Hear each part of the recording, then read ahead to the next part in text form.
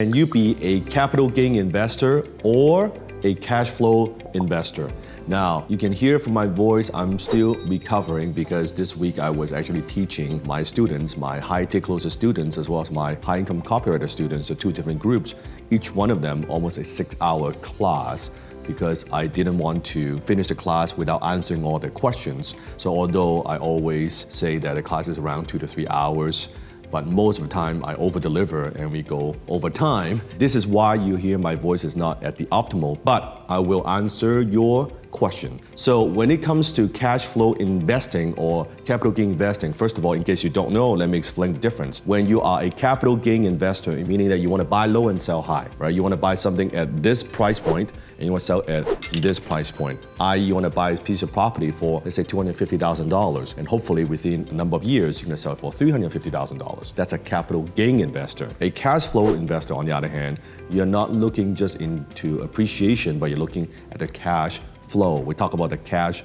on cash returns. So I'm investing, let's say, X amount of dollars. I want to get a return of maybe, let's say, 5%, 6%, 8%, 10% return on my cash investment. What I put in $10. If I get $1 back, every year, like for the first year, let's say, that's a 10% return. That's a cash flow investor. You got that, right? So which one is better? Well, I believe there's no such thing. Now, myself, I am more a cash flow investor because I want to make money when I buy. The appreciation, on the other hand, is not like, oh yeah, I don't want any appreciation. No, I do want the appreciation and capital gain. I'm just not counting on it. To me, they're like icing on a cake. So if I'm buying a piece of property, I want to make sure that the cash flow makes sense, the rental income that's coming in makes sense. I would not buy negative cash flow property, meaning that the rent that I collect from the tenants don't even cover my overhead and my mortgage, right? Or my the management fee from the management company. That's a negative cash flow property. People do that because they hope that, well, you know what, I'm losing a couple $100 a month is not a big deal. I'm losing a few $1,000s a month, I could sustain it. And they hope that they would, in whatever how many years, they're gonna sell it at a way higher price and exit and be able to get a lot of capital gain. That's okay, but I don't want to count on that. I believe when I buy it right location, the right timing, give it some time, right? Give it some time. This is why we don't wait to buy real estate. We buy real estate and then wait. It makes sense day one, right? I'm making a decent return day one.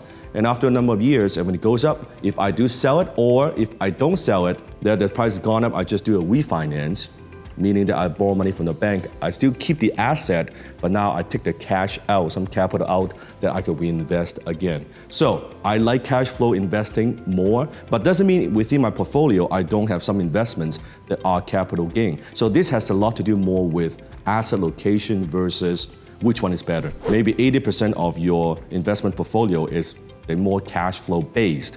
Maybe 20% are capital gain based, that's okay, right? What you don't want is they're all capital gain based, because then you're hoping, you're speculating, no different than a casino, then it's very risky. But if you have some that are cash flow based, and then if you buy it right, they will appreciate anyway. So that's my recommendation.